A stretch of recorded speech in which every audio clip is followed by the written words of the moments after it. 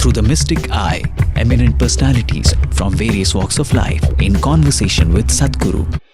This week features Shekhar Kapoor, globally recognized film director, media visionary, and proponent on the future of new media. He's the best known for films including Elizabeth, Bandit Queen, and Four Feathers that have won or been nominated for awards including the Oscars, BAFTAs, and the Filmfare Awards.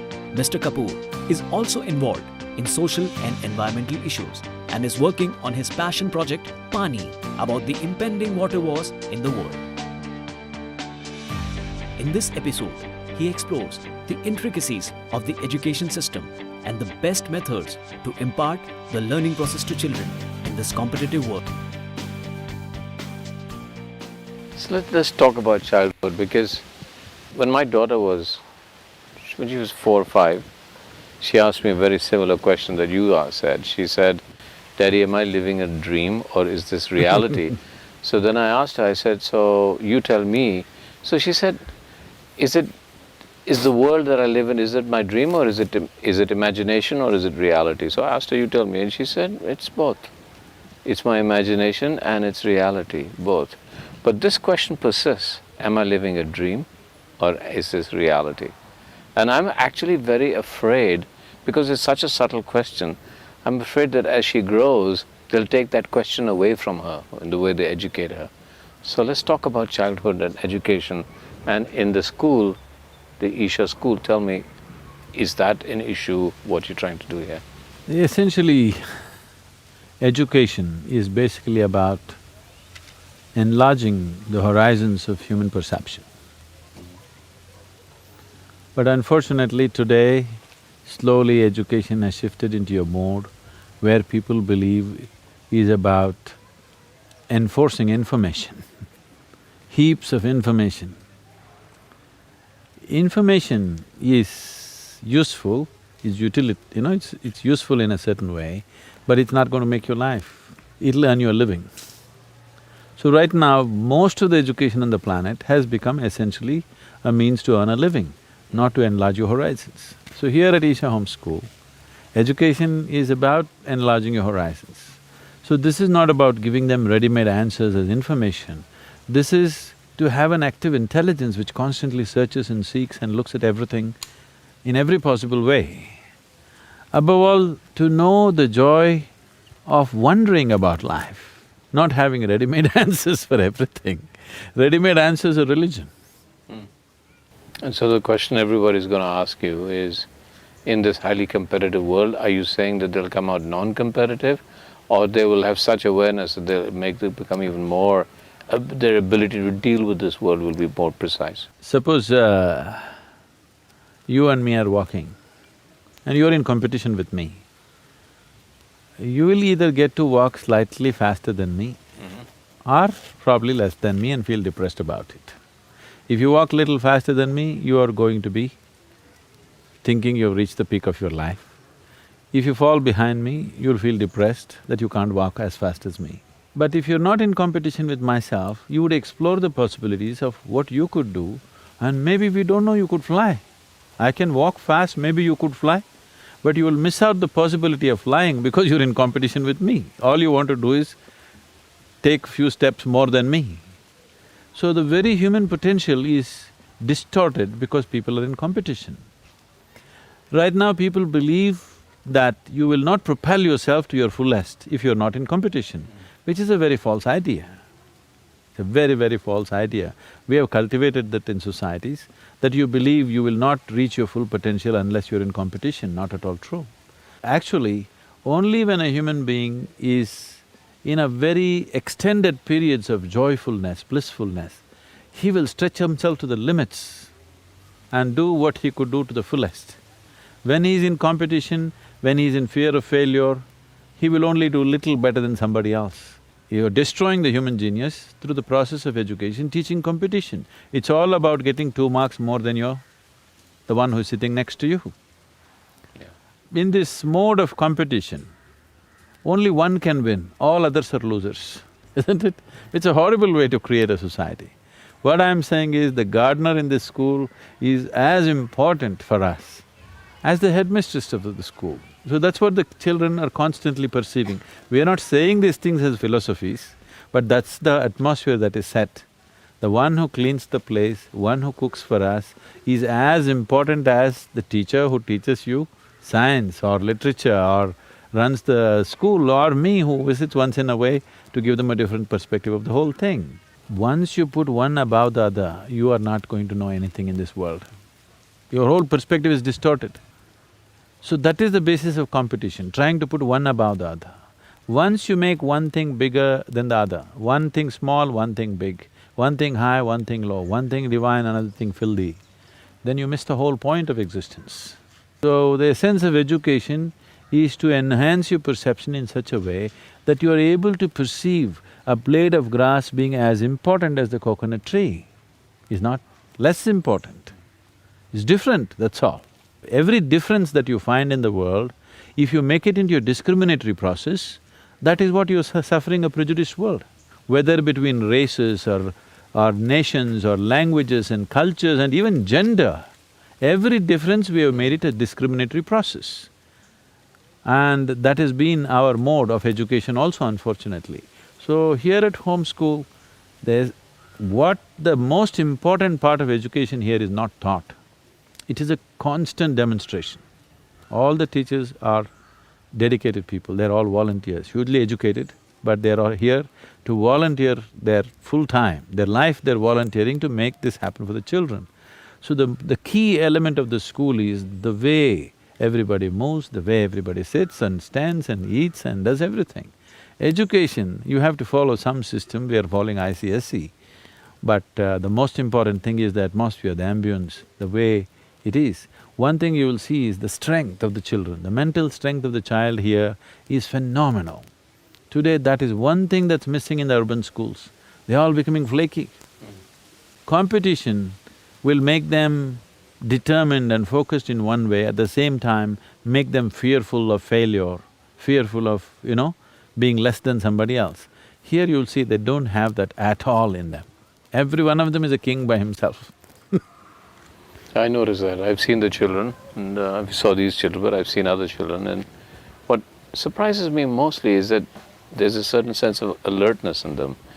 When I go back to urban areas, anywhere in the world, you see children walking to school, and there's that sense of lack of purpose, I guess. Now, I can't impose purpose on kids, but I have to say, whenever I've seen kids from the Isha school, wherever I've seen them, they're completely alert. They seem to be going from one place to another with a sense of identity and sense of doing something. And I find that, and with a lot of happiness, it's not that they don't laugh. Getting to know something, moving into a new area of life, learning is always a joyful process. But unfortunately, schooling is not a joyful process for most children. I must tell you this. When I was just in my 6th standard, the President of India died. And we got 2 days leave. The school was closed for 2 days. We went to the school, then we came to know he's dead, and they announced that it's holiday today and also tomorrow. So all of us met, me and my friends. Wow, the president died means we get 2 days. We didn't know this until then. 2 days off.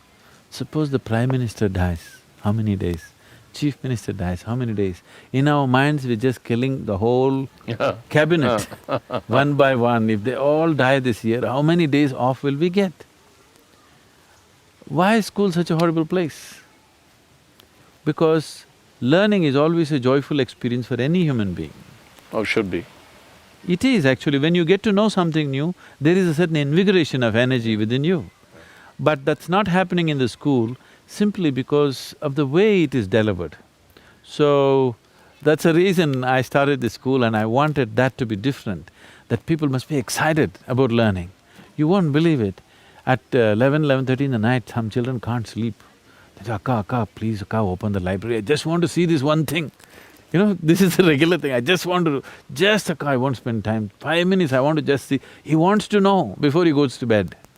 He can't go to bed without knowing that now, because it's always like that. So, to keep that enthusiasm up, to keep that inquisitiveness up, longing to know, that is the job of the teacher. Knowing is the child's job. Here the teacher is just working to keep that up, the longing to know. So, any special techniques you developed here, in sense of, I mean, I wish that I was taught mathematics differently, and now, at this age, I'm obsessed with mathematics. But I should have learned it that, and all I can remember is the fear of maths. They're employing nothing very special as such, because what I see is, it is information versus inspiration. Here, they're inspired, that's why you see them moving about with such energy, because they're inspired. Information, if you have an alert mind, you can gather any time. And today, the way the technology is developing, you carrying all the information in your head is not anymore relevant. It's all there on the net. If you have an alert mind, when you want it, you have it. They're doing very well academically also. And are you planning to open more schools? I thought because there's so much demand, we thought at some point we should open maximum of 4 schools in India, this kind.